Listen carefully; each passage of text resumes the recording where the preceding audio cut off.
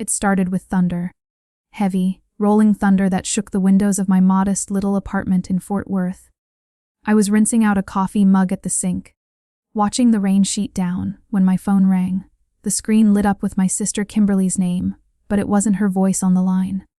"Mommy," came a tiny, trembling voice. "Can you come get me?" It was Ellie, my 6-year-old son. His voice cracked like glass. "Auntie Kim said I was too loud. She told me to go outside." I stopped breathing. "Ely, baby, are you outside right now?" "In the rain." "I'm wet, it's cold," he whimpered. That was all I needed to hear. I didn't grab a coat. I didn't grab an umbrella. I didn't even lock the front door. I just ran. I drove through the storm with shaking hands, windshield wipers slapping wildly, heart pounding louder than the rain.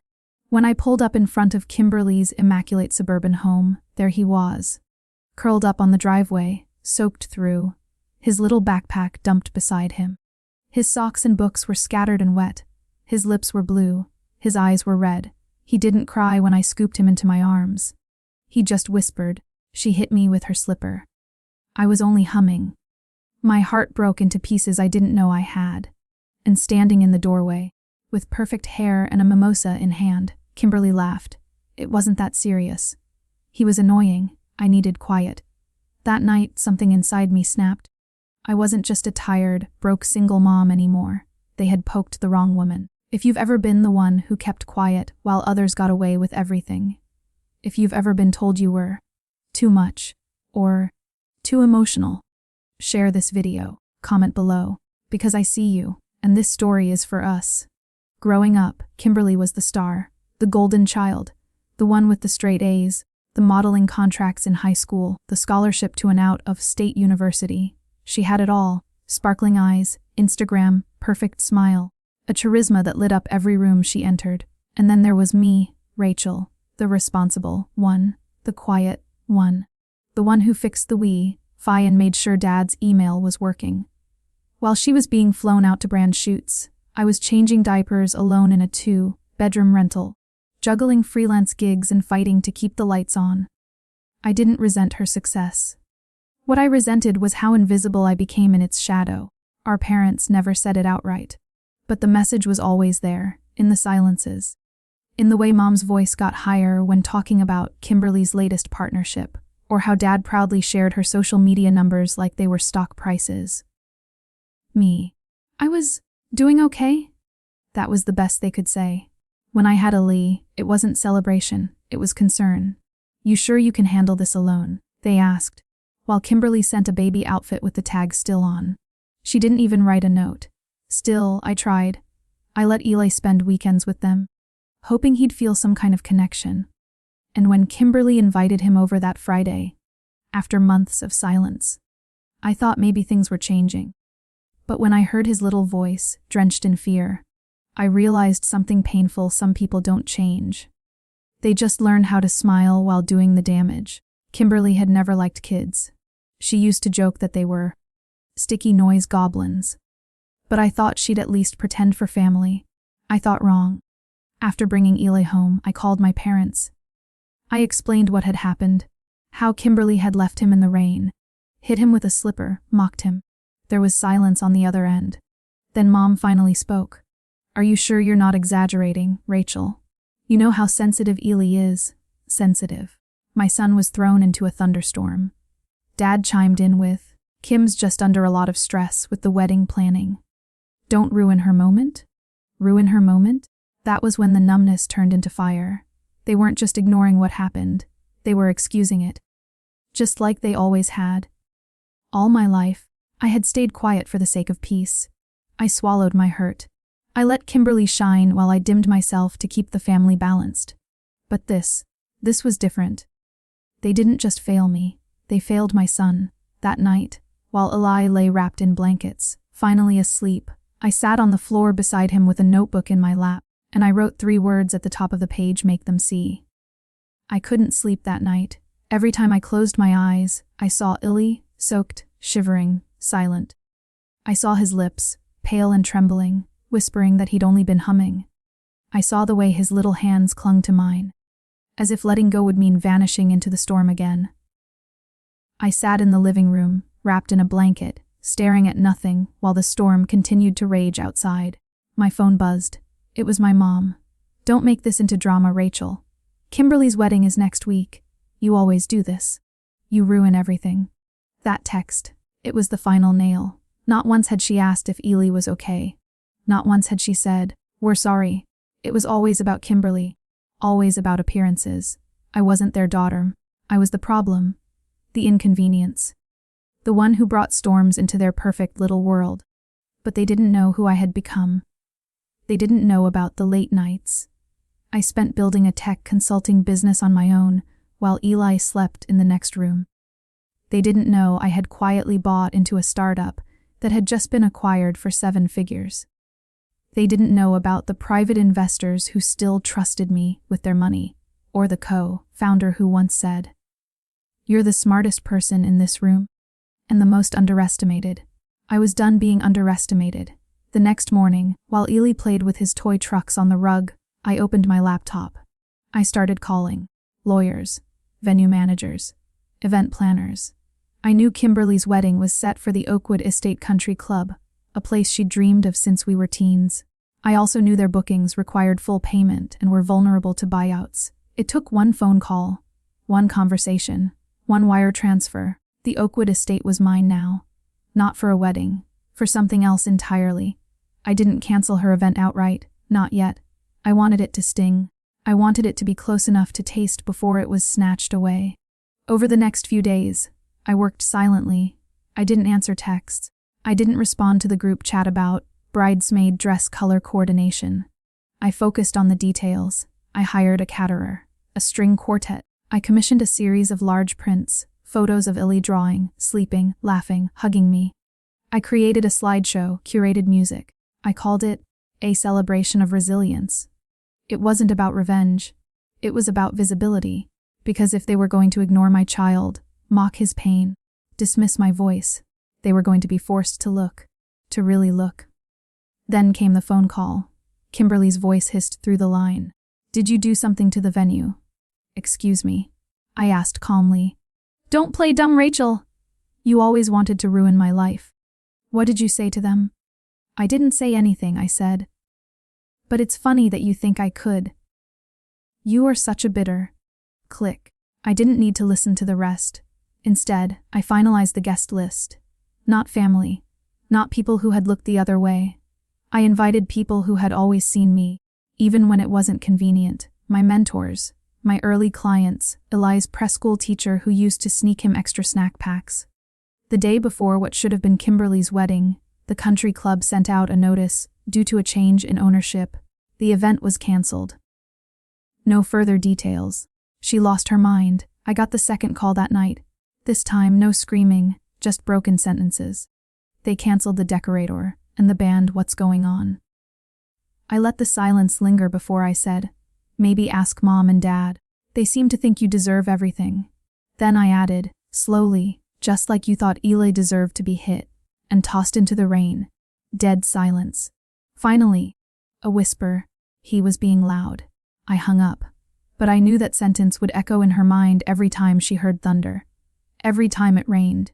She thought I was being vindictive. But this wasn't about her anymore. This was about every kid who got thrown aside, because adults were too self-important to listen. This was about every mother who was told she was too much, too sensitive, too dramatic, when really she was just the only one willing to fight. I didn't want Kimberly to suffer.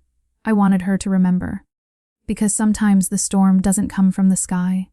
Sometimes, the storm walks in wearing soaked pajamas and carrying a broken backpack. And you still choose to shut the door. But not this time. The day Kimberly was supposed to walk down the aisle, the Texas sun burned hot and unrelenting. Guests in pastel suits and summer dresses pulled into the gated lot of the Oakwood estate, ready to toast champagne and post aesthetic photos for Instagram. What they found instead was a printed sign taped to the grand wooden doors. Private celebration of strength and survival. By invitation only. Inside, the air was still. Classical music from the string quartet filled the room, soft and steady. Tables draped in cream linens. Framed photos of Eli, holding a sparkler. painting a cardboard robot, sleeping peacefully on my chest, lined the walls. In the center was a large screen cycling through moments they never saw. Ely's drawings, my college graduation, the tech team I built, snapshots of quiet victories. I stood at the front in a navy dress, hair pulled back, calm. Ely sat beside me, in a tiny gray suit, holding my hand. His smile was shy but proud. Guests began to arrive, old family friends, distant relatives, even some of Kimberly's bridesmaids. I hadn't invited them to be cruel. I invited them to witness. For the first time in my life, they saw me, not as the tired single mom, not as the girl who couldn't keep up with Kimberly, but as someone who had survived and thrived. Then the doors slammed open. She appeared like a scene from a drama. White dress, diamond tiara, heels clicking furiously against marble. Mascara streaks carved down her cheeks. "What the hell is this?" Kimberly screamed, arms flailing. "This is my day, my wedding." I turned toward her, slowly. "You hit my son," I said, each word deliberate. "You left him in the rain. And when I told our parents, they laughed." "You think this show, makes you a hero?" she snapped. "No," I said. "It makes me visible. Something you and they never allowed me to be." She spun toward our parents, who stood frozen by the doorway. Mom's pearls trembled. Dad's hands were in tight fists. They didn't say a word. And then, another crack in the air. From the back of the room, someone hit play. Security footage from Kimberly's porch, that rainy night. There was Ely, tiny and shivering, knocking gently at the locked glass door. A woman's voice, hers, yelled from inside, "I told you to stay out there!" Then, a slipper flung across the frame. Then Ely sobbing. The room fell silent. Someone gasped. A bridesmaid whispered, "Oh my God." The video ended. Kimberly turned to me, eyes wide. "You leaked that?" "No," I replied. "But it's public now." The world saw. The news picked it up. And sponsors, they backed out. I could see it in her, the cracks. Her hands trembled. Her crown shifted. She looked small for the first time in her life. "My fiancé, he flew back to his parents," she mumbled. "He said he needed time." Kimberly collapsed into a chair. The white satin of her dress bunched beneath her. Her makeup smudged, her voice barely audible. This wasn't supposed to happen. Across the room, Ely leaned toward me. "Mommy, why is Auntie crying?" I bent down to his level, kissed his forehead. Because she finally saw the storm she caused. Mom and Dad approached slowly, shame in every step. "You didn't have to destroy her like this," Dad said. I didn't blink. "Did you say that when she raised her hand to a child, she was under stress?" Mom said quickly. "Wedding planning is exhausting. She hit my son." I snapped. "She threw him out into lightning, and you laughed. You posted cake photos like nothing happened. You told me not to ruin her moment." My voice trembled, not from weakness, but fury held back for too long. "You taught her that cruelty has no consequences," I said. "I just corrected the math." Silence. Behind me, the quartet resumed playing. Some guests avoided Kimberly. Others looked at her like she was a stranger, because she was. The perfect mask she'd worn for so long had finally cracked, and what lay beneath was far from glamorous. But it didn't end there. A week later, I received an email from her former fiancé. No bitterness, just a single line. "Thank you." I didn't see it before, but I do now. 2 weeks later, a sponsorship company made a public statement, removing Kimberly from their brand ambassador list, due to recent revelations inconsistent with our values. A month after that, my mother called again. "We need help," she said, barely above a whisper. "The neighborhood's talking. The church won't speak to us. Everyone thinks we condone abuse." I paused, then said quietly, "Don't you?" She didn't answer. "I guess it's hard," she muttered, "when your own daughter turns against you." I closed my eyes, exhaled. "I didn't turn against you. You were never standing beside me to begin with." Click. That was the last time we spoke for 6 months. I used to think strength came from how loud you could yell, how fiercely you could slam doors, how many plates you could throw without crying. That was before Ely. Now, I knew that real strength, the kind that scares people like Kimberly and our parents, was silent. It moved slowly. It struck only when the silence became unbearable, and I had been silent for too long. 6 months passed since the country club confrontation. In that time, I moved like a ghost, but not a victim. No, I was something far more dangerous. I was focused. I expanded my consulting firm, hired 2 assistants, and signed a deal with a defense tech company based in Seattle. My name didn't have to be on anything. I liked it better that way. Let them think I was just freelancing. Let them keep underestimating me. Eli was thriving. His drawings got better. His teacher sent home notes about how resilient he was. He asked fewer questions about Kimberly.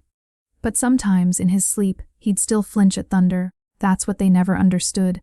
Trauma doesn't announce itself. It lingers. Then came the knock at the door. It was late. Eli was at a sleepover, and I was reviewing contract drafts when I heard it. I expected Amazon. Instead, I opened the door to find Kimberly. But not her, not the version in the dress, with perfect lashes and a glittery clutch. This Kimberly wore an oversized hoodie, black leggings, and sadness. She looked hollow. "Can I come in?" she asked. I stepped aside. She didn't sit. She paced, hands shaking, then held out a manila folder. Inside were documents, therapy logs, apology letters, and most jarring, a handwritten note addressed to Eli. "I lost everything," she said softly. "The sponsors, the brand deals.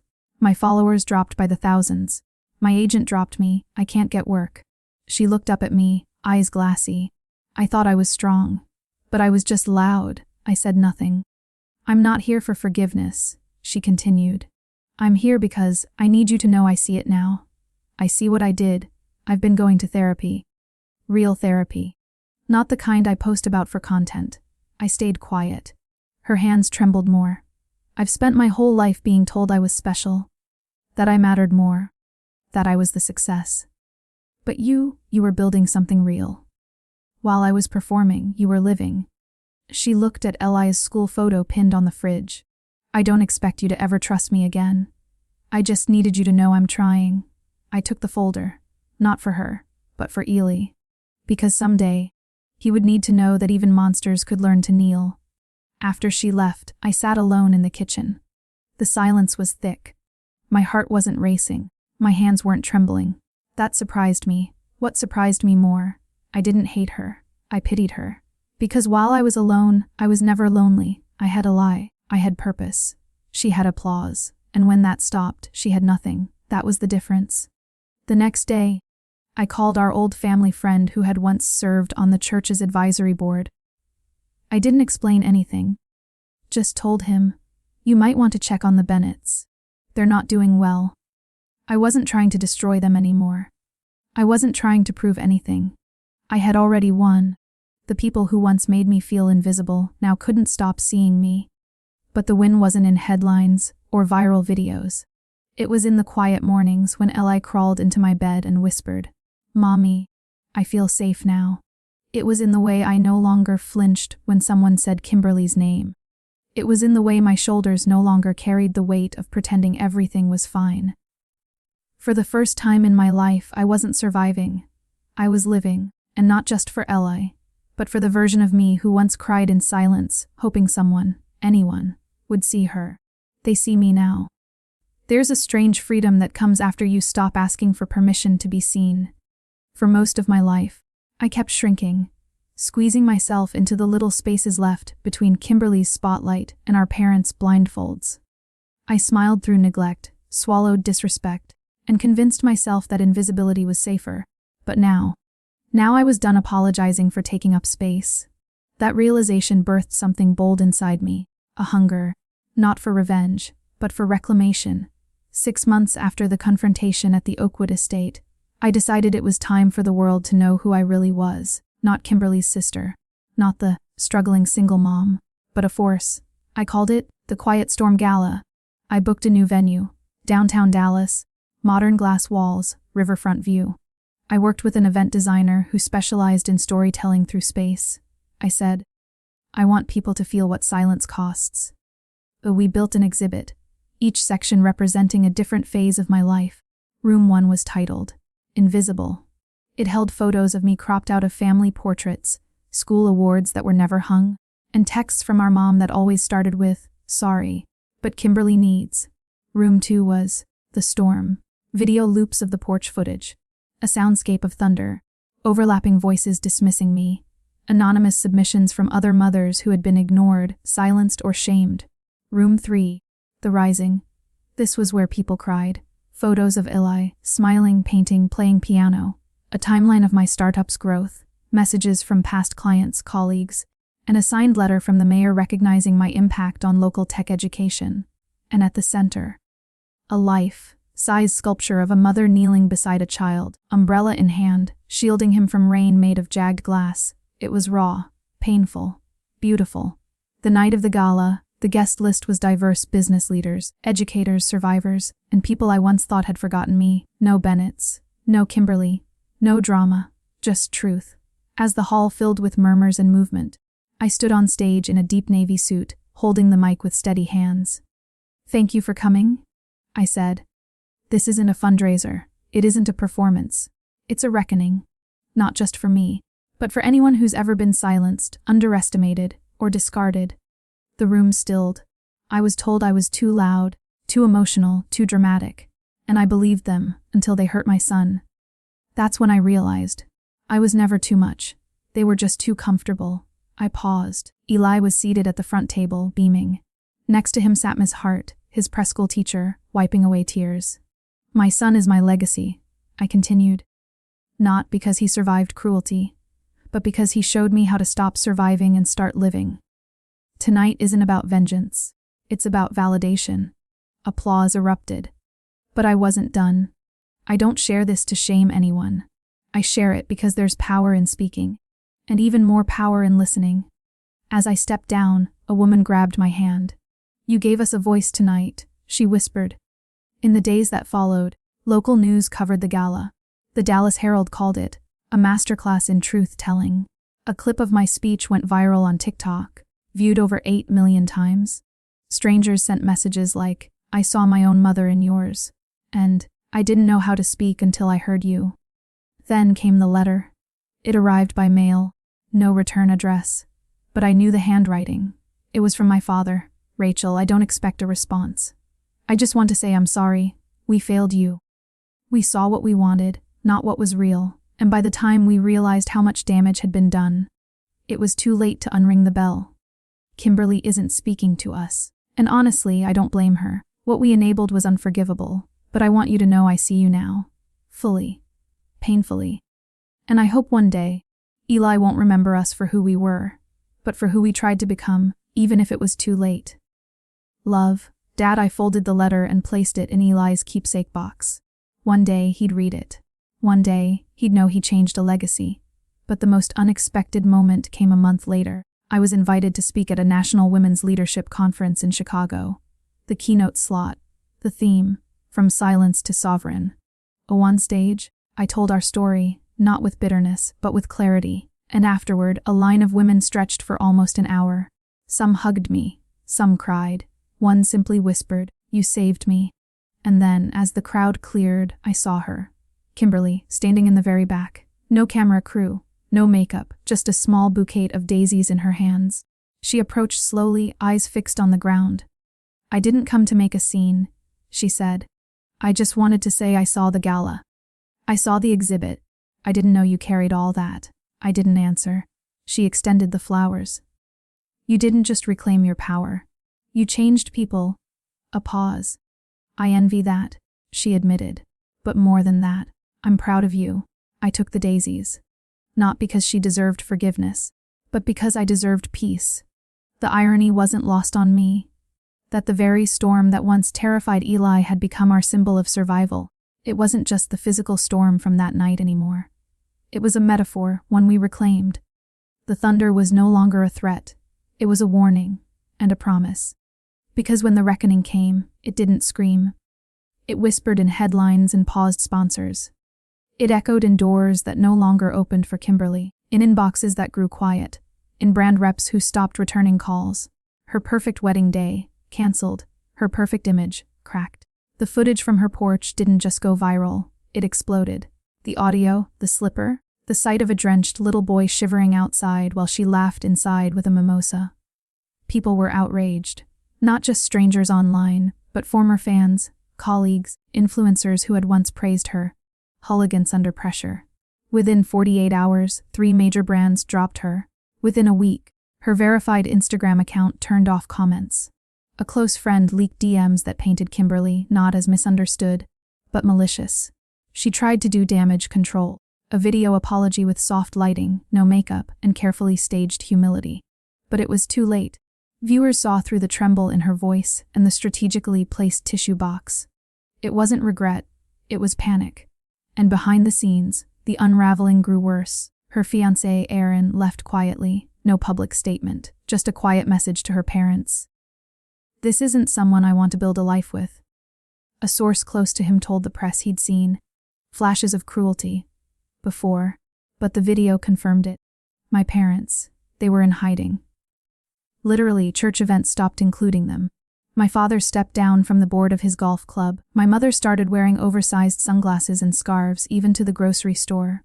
And yet, they still didn't call, not to apologize, not to check on Eli, not to ask how I was. They simply vanished. But silence can be loud, so I filled the silence with movement. I partnered with a nonprofit supporting abused children. We launched a scholarship fund in LA's name, offering financial support for therapy, schooling, and legal aid to children caught in toxic family dynamics. The first scholarship went to a girl in Houston named Diana, age 7. Her story broke me, beaten by her stepmother, ignored by relatives, finally placed with an aunt who believed her. Ayana wrote me a letter. "Miss Rachel, thank you for not being scared to tell the truth. My aunt says I'm brave like you." I kept that letter taped to my bathroom mirror. Because Kimberly didn't just hurt Eli. She gave me a platform to protect dozens of other Aylas. One day, while organizing files in the office, Eli walked in with a chocolate milk mustache. "Mummy," he asked, holding up one of the gala photos. "Is that really you?" It was the photo of me on stage, one hand raised mid-speech, the words, too loud, too strong, on the screen behind me. "Yes, baby," I said. "That's me," he grinned. "You look like a superhero," I smiled. "That's because I had you to save." Later that week, I was invited to a round table with lawmakers advocating for stronger protections against family-enabled abuse. I sat next to judges, social workers, and other survivors, most of whom had never been given a platform until now. When I spoke, I didn't mention Kimberly by name. I didn't have to. Instead, I said this: we don't need to burn bridges. Sometimes, we just need to walk off them, build a whole new path, and leave the fire to those who once enjoyed the warmth of our silence.